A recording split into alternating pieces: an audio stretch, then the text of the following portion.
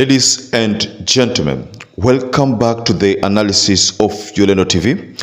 I hope you're well from wherever you're watching this channel.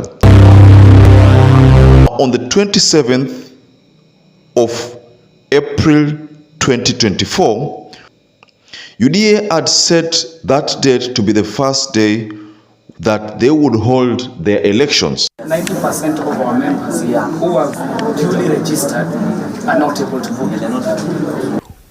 Mind you, UDA has been chest thumping, saying that they are going to teach the other parties. They are referring to parties like ODM, parties like Wiper. They are going to teach them how elections are conducted. So during the first election, because according to UDA's plan, the elections are supposed to be handled in 4 sessions. So the first session was today, and from the video that I came across, it is alleged that even SAKAJA's name was not in the register. Katika kaunti ya Nairobi, Gavana Johnson Sakaja na mbunge wa Dagoretti Kusini John Kiari wakieleza mafadhaiko yao baada ya majina yao kukosekana kwa vifaa hivyo vya kielektroniki.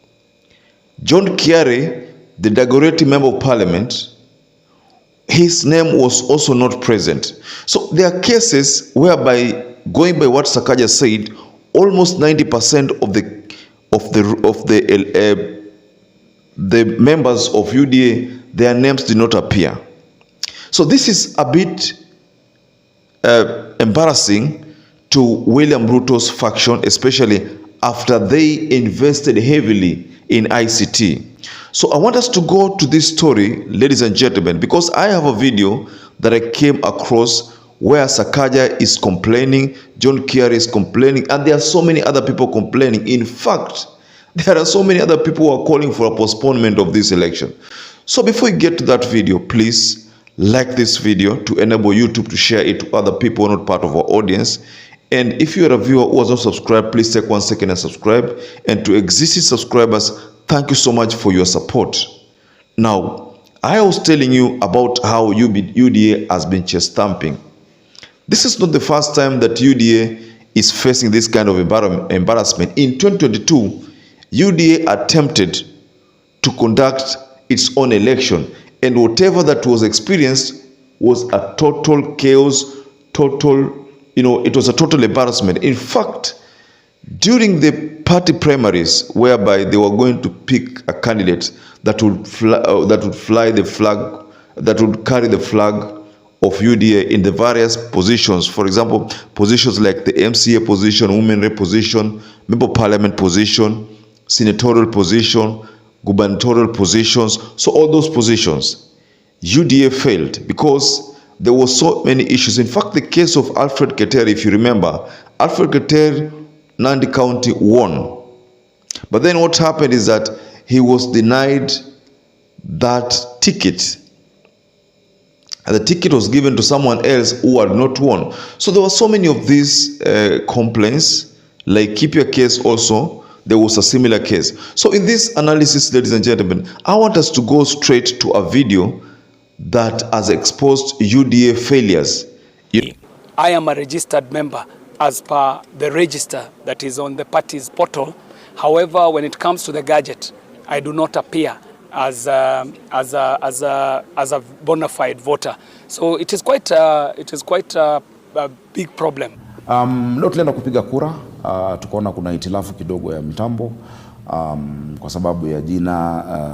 Kuna wale ambao hata bado wako hapo sasa, majina yao yalikuwa yamekosekana kwa orodha. Tukaongea na chama, wakasema ni mambo ya IT, wametatua kwa sasa, na ni jambo la kawaida, mitambo hufail. They postpone this election to a later date, which will be very essential for everybody. I know this is the first level. There are 4 levels of elections, or 4 sessions that are supposed to take place. So the first session has already failed, with so many people calling for a postponement. I was telling you also about how UDA had invested in ICT. But the funny thing is that what was being experienced there is that even someone like Sakaja's name was missing in the register.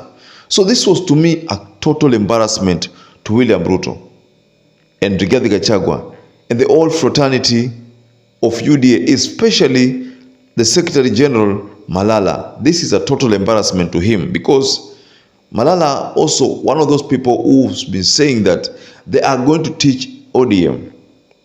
You know, ODM has been branded as a party that is full of chaos. But recently we have seen UDA very chaotic, especially during rallies.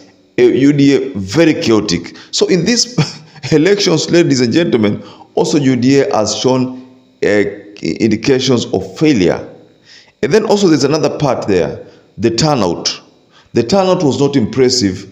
I don't know whether it's because of the heavy rains in Nairobi, but the turnout was not impressive. That is unlike UDA. The UDA that we've seen in 2022, most probably we could as well say that UDA is losing ground. UDA is losing ground, and that's why there was that kind of turnout. And there was also another incident here, ladies and gentlemen, where those gadgets, I think the tablets were stolen. So these embarrassments have taken place, and I think it's serving as a very good example to UDA, so that wasione kwamba they are very different from other parties. In fact, other parties are performing better. The case of ODM, because ODM is also going to hold its election to pick a party leader, because you know Raila Amolo Odinga is literally going to the AU job. If he secures the AU job, then he will not be actively engaged in ODM. He will just be available for consultation, but is not going to be actively involved. So that explains why ODM is going to handle its own election to come up to elect a party leader. So UDA wanted to teach these other parties a good example on how elections should be handled. But what has resulted here in this whole drama is that UDA has ended up being a laughingstock. In fact, now people like ODM are boasting, because ODM, despite the fact that they've not held their own elections, but there are indications that UDA is going to be messy, that subsequent elections are going to be messy, and they might divide the party. That is why they're handling them in four categories. So I think it's the local level, the regional level, this is the national level, the county level. You see, those are the kind of elections that are going to take place. So that I think there is some kind of representation. But I don't know whether the election are going to carry on. But there was a call for postponement because of how unprepared the UDA ICT team were. So ladies and gentlemen, what do you make of this video that I just shared and what has happened to UDA? Because this is a total embarrassment to UDA, a party that is seeking to replicate what is happening in South Africa. You know, in South Africa, ANC party is the party that has been dominating and has been producing presidents year in, year out. So if you go to Tanzania, the CCM party, CCM is the party that has been producing presidents in Tanzania, and no any other party has produced a president.